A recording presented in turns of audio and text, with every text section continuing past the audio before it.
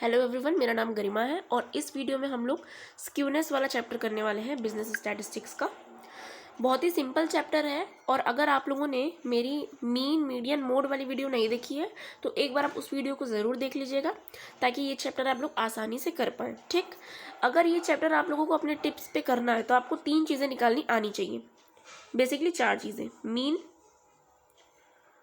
Median, mode और standard deviation. ठीक है, मीन को x बार से डिनोट करते हैं, मीडियन को m से, मोड को z से, स्टैंडर्ड डेविएशन को रो से। ठीक है, तो ये 4 चीज़ें अगर आप लोगों को निकालने आती है तो वेल एंड गुड, अगर नहीं आती तो चारों चीज़ों की वीडियो अपलोडेड है। बेसिकली मैंने हर चीज़ को एकदम प्रिसाइज मैनर में अपलोड करने की कोशिश की है। ठीक है, तो ये चारों की वीडियोस पहले से ही अपलोड है, एक बार आप लोग उन्हें भी रेफ़र करिएगा और उसके बाद इस वीडियो को देखिएगा। ठीक है, तो चलिए हम लोग शुरू करते हैं। स्क्यूनेस, स्क्यूनेस का मतलब क्या होता है पहले एक बार हम लोग ये समझ लेते हैं, उसके बाद हम इसके फॉर्मूले पे आएंगे और इस वीडियो को ओवर करेंगे। पहले हम आपको एक ओवरव्यू दे देते हैं। ठीक है, देखिए स्क्यूनेस जो होता है ना, इसका मतलब बेसिकली ये होता है चेंज। ठीक, किस तरीके का चेंज? Equal change.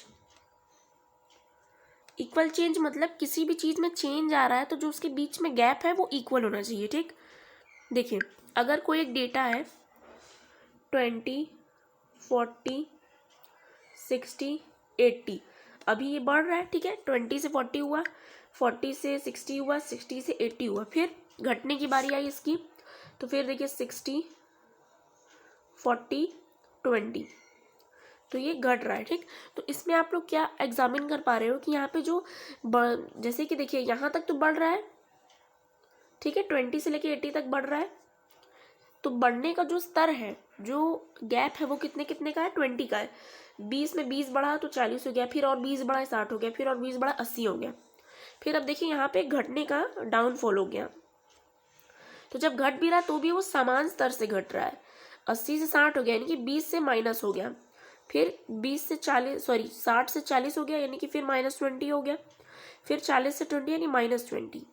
ठीक, मेरी चीज़ को, इस बात को आप लोग समझिएगा, जब किसी भी चीज़ में सेम लेवल का बढ़ाव या घटाव होता है तो वहाँ पे स्क्यूनेस नहीं होता। ठीक है, वहाँ पर स्क्यूनेस नहीं होता। ये तो यहाँ पर देखिए, यहाँ पर हर चीज़ में इंक्रीमेंट, इंक्रीमेंट यानी बढ़ना और डिक्रीमेंट यानी डिक्रीज होना, ये सारी चीज़ें अगर सेम लेवल पे होती हैं, इक्वली होती हैं, तो वहाँ पर स्क्यूनेस नहीं होता। स्क्यूनेस इसके रिवर्स जगह में होता है। अब एक दूसरा एग्जांपल देखिएगा, बढ़ रहा है भी। ठीक है, 20 से 30 हो गया, 30 से 45 हो गया, 45 से हो गया आपका 50, 50 से हो गया आपका 80। ठीक है, तो हम लोग यहाँ पे क्या देख रहे हैं कि यहाँ पे भी हमारा डेटा बढ़ रहा है। देखिए 20 से 30 यानी यहाँ पे 10 से डेटा बढ़ गया, 30 से 45 15, फिर देखिए 45 से 50 यहाँ पे सिर्फ 5 का डेटा बढ़ा और यहाँ सीधे 30 से डेटा बढ़ गया। मतलब जो हमारा डाटा है या डेटा आप कहो, उसमें जो बढ़ने का स्तर है या फिर जो घटने का स्तर है वो यहाँ पे सेम नहीं है। अब देखिए ये डेटा यहीं पे वापस कम होने जा रहा है, तो देखिए 80 से ये हो गया आपका, लेट से ये 80 से 60 हो गया, फिर 50 हो गया, फिर 30 हो गया। ठीक है, फिर 5 हो गया। तो यहाँ पर जो ये देखिए ये यहाँ पे सेम नहीं है, कभी 5 से बढ़ जा रहा है, कभी 20 से बढ़ जा रहा है, कभी 15 से बढ़ जा रहा है। ठीक है, तो जहाँ पे सेम नहीं होता उसको हम लोग कहते हैं स्क्यूनेस, वहाँ पे स्क्यूनेस होता है। ठीक है,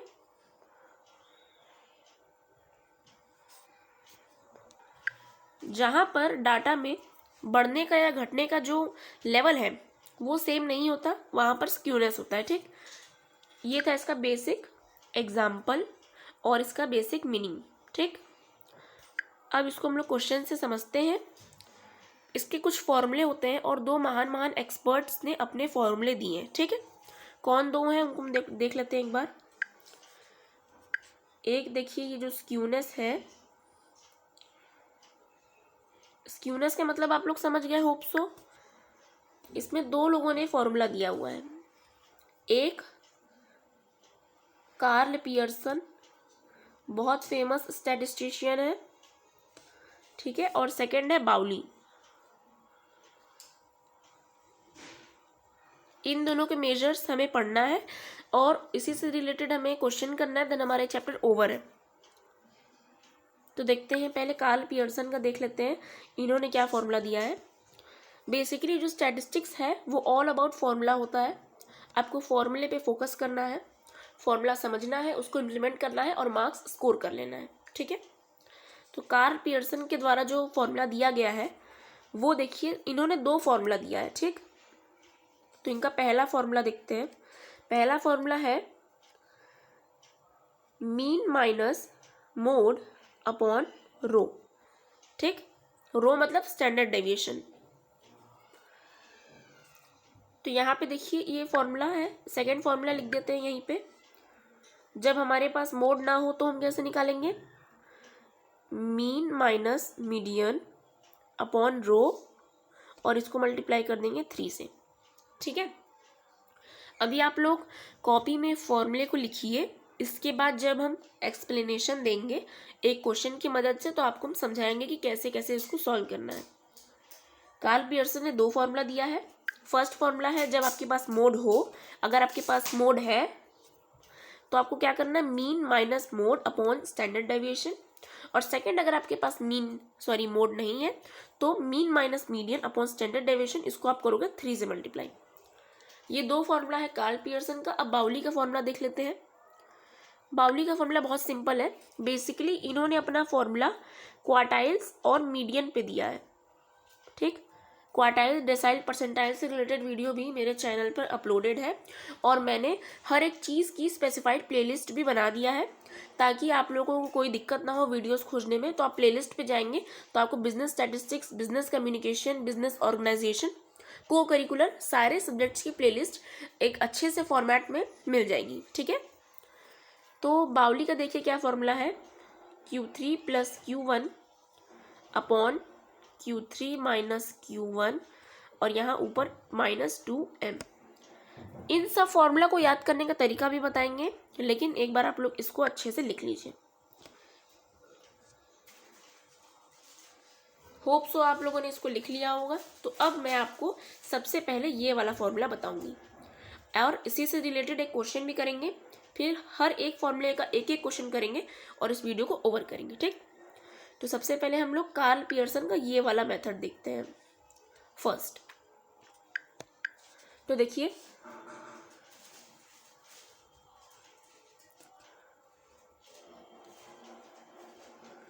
कार्ल पियर्सन का ये मेथड है, इसमें हमें क्या करना है, mean minus mode upon standard deviation.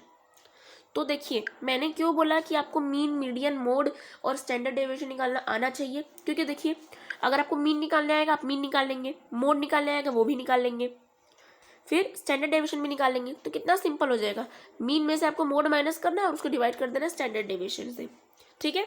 तो चलिए इसको एक क्वेश्चन के थ्रू समझते हैं। क्वेश्चन नोट कर लेते हैं।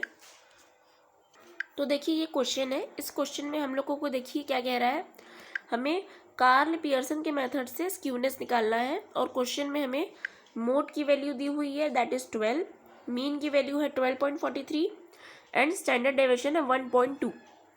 शॉर्ट क्वेश्चन में अगर ऐसे क्वेश्चन आते हैं तो आप लोगों को डायरेक्ट मोड की वैल्यू, मीन की वैल्यू और स्टैंडर्ड डेविएशन की वैल्यू दी रहेगी, सिर्फ आपको फॉर्मूले पे अप्लाई कर देना है।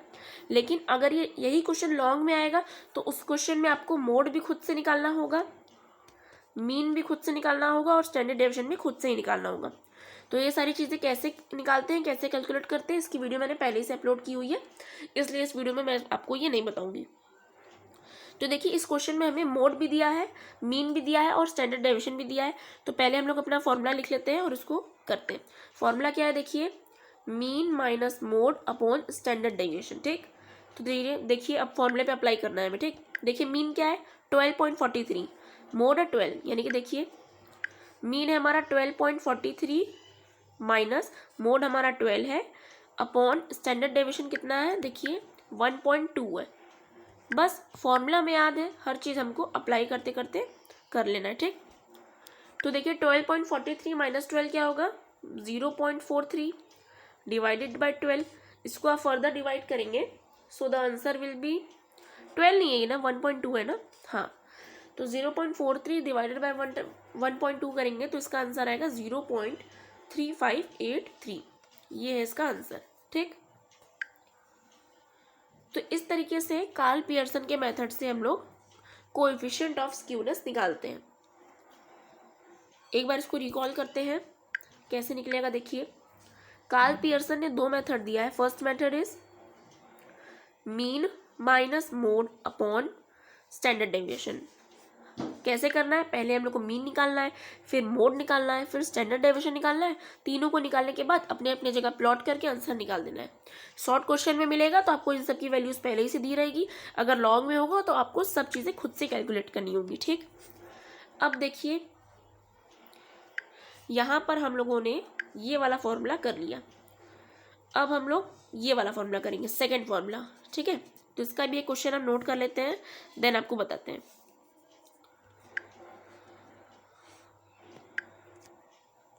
तो देखिए मैंने क्वेश्चन नोट कर लिया है। इस क्वेश्चन में मीन दिया है, ये मीडियन दिया है और स्टैंडर्ड डेविएशन दिया है, ठीक। मैं फिर से कह रही हूँ, अगर ये शॉर्ट क्वेश्चन में आएगा तो आपको ये सारी वैल्यूज खुद से ही दी होंगी, लेकिन लॉन्ग में आएगा तो आपको ये सारी चीज़ें खुद से कैलकुलेट करनी होगी, ठीक। तो अब देखिए हमें इस फॉर्मूले पे प्लॉट करना है। तो 3 को एज इट इज लिखेंगे ब्रैकेट में। मीन कितना दिया है देखिए 5.875 माइनस मीडियन है 4.5 अपॉन 5.006।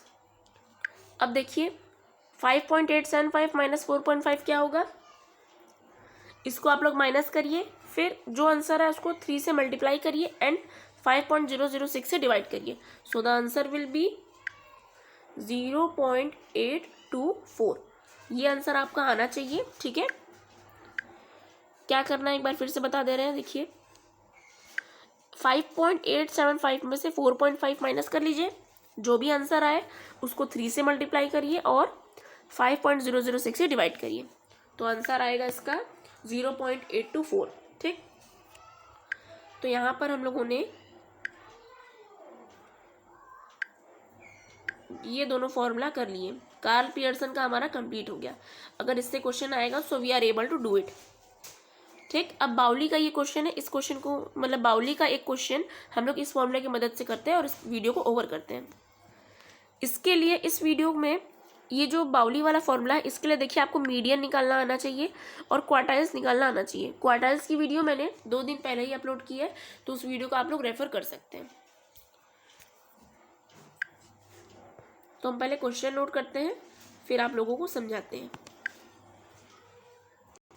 तो देखिए हमें Q1 की वैल्यू दी है, Q3 की वैल्यू और M की वैल्यू। बहुत सारे एग्जाम में ऐसे क्वेश्चन है जिसमें आपको डायरेक्ट निकाल के दे दिया है और आपको बस फॉर्मूला लगाकर आंसर ले आना है, और बहुत सारे में आपको खुद से कैलकुलेट करना होता है, ठीक है। तो देखिए अब हमें क्या करना है, पहले हम फॉर्मूला लिख देते हैं एक बार।